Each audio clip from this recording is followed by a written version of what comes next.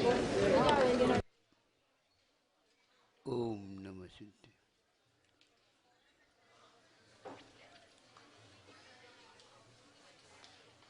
गृहस्थाश्रम में प्रवेश करने से पूर्व में दिशाओं का निर्धारण होता है गृहस्थ का।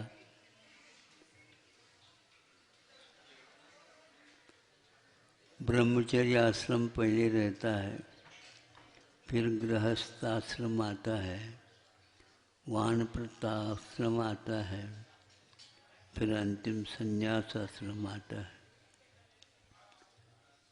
इन चारों आश्रमों के माध्यम से जीवन विभाजित हो जाता है 4 भागों में। जीवन का वर्गीकरण ही हमारे सफलता की कुंजी है।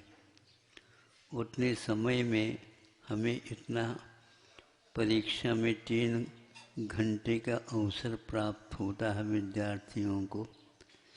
3 घंटे में उन्हें अपने जो कुछ भी अध्ययन किया है और उन प्रश्नों के हल के रूप में दिया जाता है। एकाग्रता से जिसने अध्ययन किया वह उतने अल्प समय में भी पूरा समेट लेता है और प्रसन्नता के साथ उस परीक्षा के भवन में से बाहर आता है। उसी प्रकार आगे के लिए उनका होता है। तो गृहस्थाश्रम में जिन्होंने प्रवेश किया और अपने गृहस्थाश्रम में धर्म अर्थ काम पुरुषार्थ के साथ मोक्ष को दृष्टि में रख करके वह इस ढंग से कार्यक्रम प्रारंभ करता है। जब संतान काम पुरुषार्थ के माध्यम से, काम का अर्थ यही है कि हम सत्संतान की प्राप्ति लाभ के लिए करते हैं और संतान के माध्यम से ही यह प्रवाह धर्म का चलता रहता है। तो ऐसे कार्य करने के उपरांत संतान को भी संस्कारित करते हुए शिक्षण आदि से आदि सब संस्कार दे करके जब वह होना और योग्य होता है तो उसको भी उसकी इच्छा के अनुसार, यदि वह संन्यास की ओर साक्षात यदि कदम उठाना चाहता है तो उसकी इच्छा प्राय करके यही रहता है कि वो गृहस्थाश्रम में प्रवेश करे, समझे, पहले स्वीकार करके फिर बाद में त्याग होता है। पहले आप लोग धारणा करते हैं ना, फिर बाद में पालना होती है ना। तो फिर इस प्रकार गृहस्थ आश्रम में आने के लिए अपने कुवत के अनुसार धारणा कर लेता है। फिर वह उसके फलस्वरूप जब संतान खड़ी होती है तो यथा योग्य उसे विवाहित करके, और विवाह तब तक ही है वह जब तक संन्यास आश्रम नहीं आता। तो वह गृहस्थाश्रम में संतान को योग्य बना करके जो कुछ भी व्यवसाय वर्ण व्यवस्था के अनुसार आती है उसको कर लेता है। फिर वह भी अपने संतान को विवाहित करके वहाँ से निकलता। ये वानप्रस्थ आश्रम में वह सारे के सारे कार्यक्रम पूर्ण करता है। और संन्यास आश्रम ऐसा ही एक महोदय जिन्होंने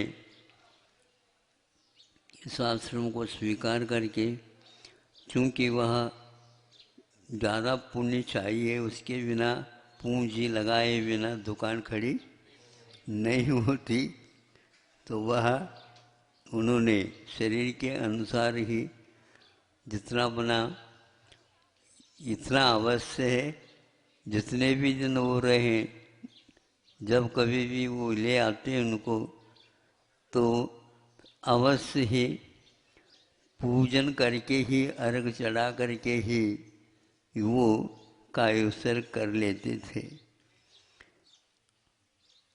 उसके प्रति उनकी धारणा भावना बहुत अटूट रहती थी। उतनी वेदना में भी उनको उस अर्घ को बोलते समय कभी भी हाँ हूँ ना कुछ नहीं किया, किंतु बहुत ही उल्लास के साथ अर्घ चढ़ाते और अपने हाथ से चढ़ाते और मौन हो जाते। और जो कोई धार्मिक बातें करते तो उनको बहुत सुनते भी वो अच्छे ढंग से, और कुछ भी हो तो उसका अभिव्यक्तिकरण भी करते। 10-20 दिन के उपरांत आशातीत उस व्यक्ति को उस वेदना के साथ, लेकिन यहाँ आने के उपरांत वह संवेदना के रूप में परिवर्तित हो गई और परिवार को भी बहुत अच्छा लगा। परिवार को भी इससे बहुत बड़ी सीख मिल गई कि आप लोगों को अब वानप्रस्थ आश्रम में संतान की संस्कारित करते हुए व्रती अवश्य बनना चाहिए। वो हमने कहा कि आप मन में धारणा रखो, आयु का कोई पता नहीं है, और इसलिए यह संकल्प को पूर्ण करने के लिए भूमिका बना लो। तो वहाँ चारों प्रकार का आहार का त्याग तो रात में उनका था, इससे हमें भी संतुष्टि थी। और धीरे धीरे उसको जो वेदना थी, रोग था तो था ही, किंतु यहाँ पर वह उग्र नहीं हो सका। और ये क्षेत्र का ये एक विशेषता है क्षेत्र की, यहाँ पर कोई भी आ जाता तो संलेखन और समाधि की बात। आश्रम में सभी सदस्य उसी प्रकार के हैं। कुछ 1-2 युवा हैं जो बीच में रहना भी आवश्यक है, वृद्धों की सेवा के लिए, और कोई स्थान है ही नहीं।